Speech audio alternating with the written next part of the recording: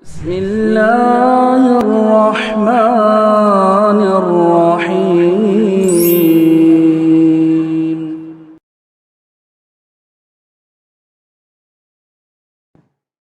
Dakwah yang menyimpang itu, yakni mereka memiliki apa yang disebut dengan manhaj muwazanah.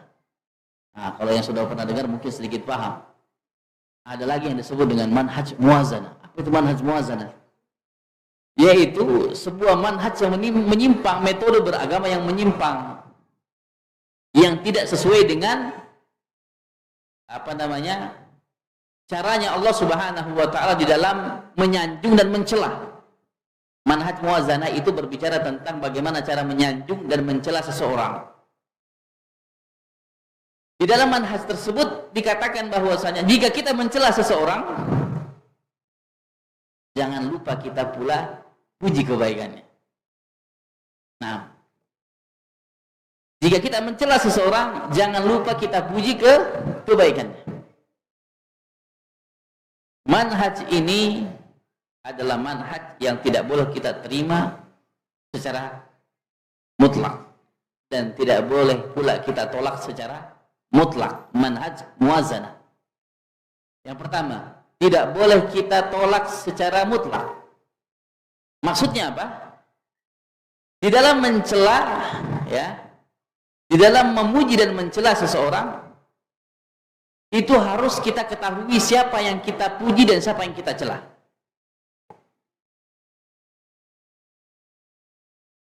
Contohnya seperti ini. Ada seseorang mencela pelaku bidah. Si fulan ini dedengkotnya aliran ini. Dedengkotnya aliran ini. Seperti contoh tadi. Kami katakan dedengkotnya Sururiyah adalah Muhammad Surur Zainal Abidin. Ya. Ini di dalam kita katakan kita mencela, kita mentahdzir, mengingatkan umat akan bahayanya orang tersebut. Ya. Dan ini adalah cara-cara yang benar mengingatkan manusia akan bahayanya si fulan, bahayanya si fulan yang memang sudah dikatakan oleh para ulama orang tersebut berbahaya. Tapi manhaj muwazanah mengatakan bahwa kalau kita cela Muhammad Surur Zainal Abidin, jangan lupa sebutkan juga apa kebaikannya. Jangan lupa sebutkan juga kebaikannya apa. Itu namanya insaf. Ini ta'dil. Kita adil terhadap orang. Kalau kita jelekkan, kita angkat juga lah sebagian. Maka dikatakan oleh Syekh Muqbil bin Hadi Al-Wadi'i rahimahullah ta'ala, manhaj ini tidak bisa kita tolak secara keseluruhan, tidak bisa pula kita terima secara keseluruhan. Dalam persoalan kita mencela, mentahdzir umat akan bahayanya seorang tokoh pelaku kesesatan, maka dalam hal ini kita tidak boleh muwazanah padanya. Tidak boleh muwazanah padanya. Karena dia jelas telah menggiring ribuan, mungkin ratusan ribu manusia kepada manhaj yang salah, dakwah yang salah. Mengarahkan manusia kepada kesesatan dan dia menjadi letak dasar ajaran tersebut. Maka kita ingatkan bahaya dia, jangan ikuti dia. Dan tidak perlu disebutkan apa kebaikannya. Tidak perlu disebutkan apa kebaikannya. Kalau standar kebaikan, anjing galak juga baik pada anaknya. Sejahat-jahatnya preman, pelaku, koruptor dan sebagainya, ada tidak baiknya? Pasti ada. Karena setiap orang kan ada condong kepada kebaikan dan keburukannya. Sehingga bukan pekerjaan kita dalam bab mengingatkan tahdzir, mengingatkan umat akan bahayanya seseorang untuk kemudian mengungkit kebaikannya, tidak perlu. Ini yang dipahami oleh para ulama.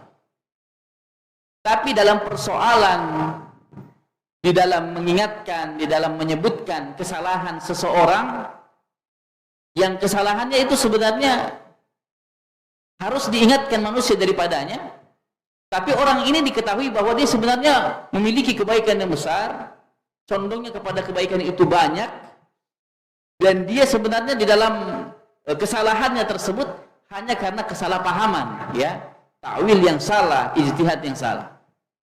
Tapi condongnya kepada al-haq itu bisa diketahui oleh semua. Maka ketika kita menyebutkan sebuah kesalahannya, jangan kita lupakan akan kebaikannya.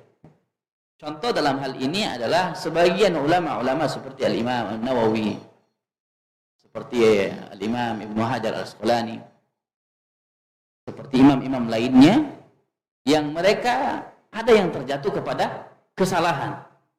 Ya. Tapi kita ketahui dan diakui oleh para ulama di berbagai zaman bahwa mereka ini tokoh-tokoh yang berjasa terhadap agama. Maka kita harus muwazanah. Saat kita sebutkan Imam Nawawi demikian, ada kesalahan beliau dalam persoalan akidah misalkan. Tapi luar biasa kiprahnya untuk agama ini. Kebaikannya untuk agama ini. Demikian pula imam yang lainnya. Kita katakan Imam Abu Hanifah, oh beliau seperti ini.